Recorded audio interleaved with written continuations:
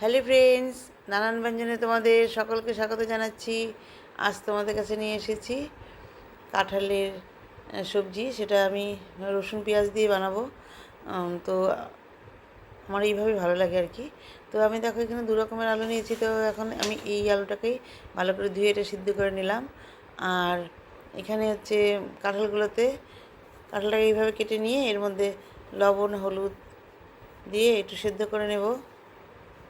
তো লবণ হলুদ দিয়ে একটা পুরানো কড়াইতে আমি এটাকে সেদ্ধ করে নিচ্ছি, তাহলে কষ্ট লেগে থাকবে, অন্য কড়াইতে তো লেগে থাকবে, অসুবিধা হয়ে যাবে।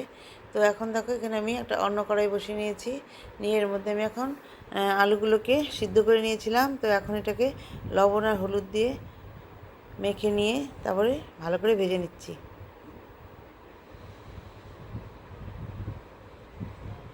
এখন ভালো করে লাল লাল করে ভেজে নিয়ে নামিয়ে নিলাম। আর এখানে কাঁঠালটাকে আমি সিদ্ধ করে নামিয়ে নিয়েছি। এখন এটার মধ্যে আমি এখন সামান্য একটু লবণ দেব,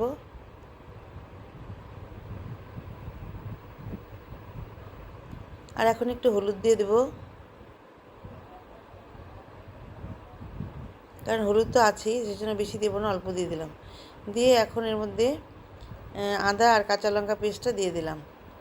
আদা কাঁচা লঙ্কা পেস্টটা দিয়ে এখন ভালো, আর হচ্ছে এর মধ্যে দিয়ে দিচ্ছি এখন রসুনের পেস্টটা দিয়ে দিলাম। তারপরে এখন দিয়ে দেবো হলো টমেটো পেস্ট, আর এখন দিয়ে দেবো হচ্ছে পেঁয়াজের পেস্ট। সব দিয়ে দিলাম। দিয়ে এখন এর মধ্যে এদিকে আলুগুলো দেখো ভেজে নিচ্ছি। দিয়ে এখন এর মধ্যে দিয়ে দেবো হলো ধনে গুঁড়ো, তারপর জিরের গুঁড়ো দিলাম। দিয়ে এখন এর মধ্যে এখন জিরের গুঁড়ো দিয়ে দিলাম। দিয়ে এখন এর মধ্যে সরষের তেল দিয়ে দেবো।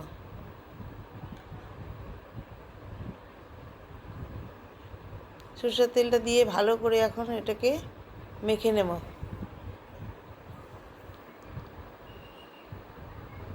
এখন ভালো করে মেখে নিচ্ছি।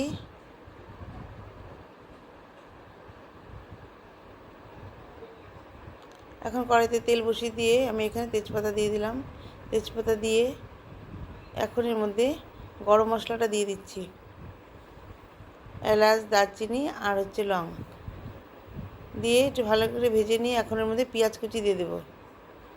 পেঁয়াজ কুচিটা দিয়ে দিলাম। তো খুব আমি একটা বেশি দিইনি, আমি এখানে একটা বড় পেঁয়াজ দিয়েছি।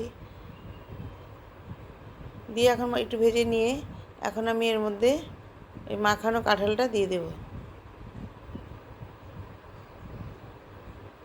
তো এখন এর মধ্যে মাখানো কাঁঠালটা দিয়ে দিচ্ছি। দিয়ে এখন ভালো করে এর মধ্যে মিশিয়ে নেব।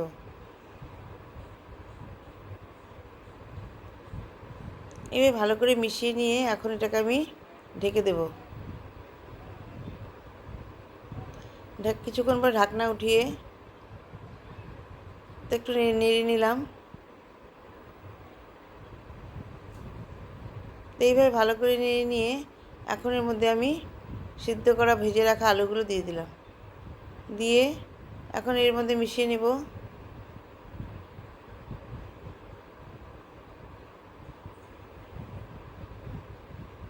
এইভাবে ভালো করে মিশিয়ে নিয়ে এখন আমি এর মধ্যে একটু কাশ্মীরি লঙ্কার গুঁড়ো দিয়ে দিলাম। কাশ্মীরি লঙ্কার গুঁড়োটা দিয়ে এখন ভালো করে একটু মিশিয়ে নেব। এভাবে ভালো করে একটু মিশিয়ে নিচ্ছি। আর ওদিকে আমি একটুখানি সামান্য অল্প মুসুরি ডাল সিদ্ধ বসিয়েছি আমার মেয়ের জন্য। তো মানে সিদ্ধটাই খাবে, আর অন্য কিছু খায় না।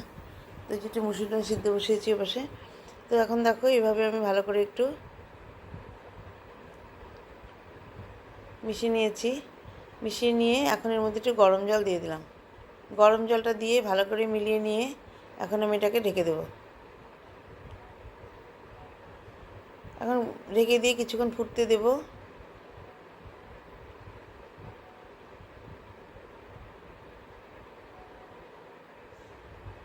তো এখন আমি দেখো এটাকে আমি একটু ঢেকে দিলাম।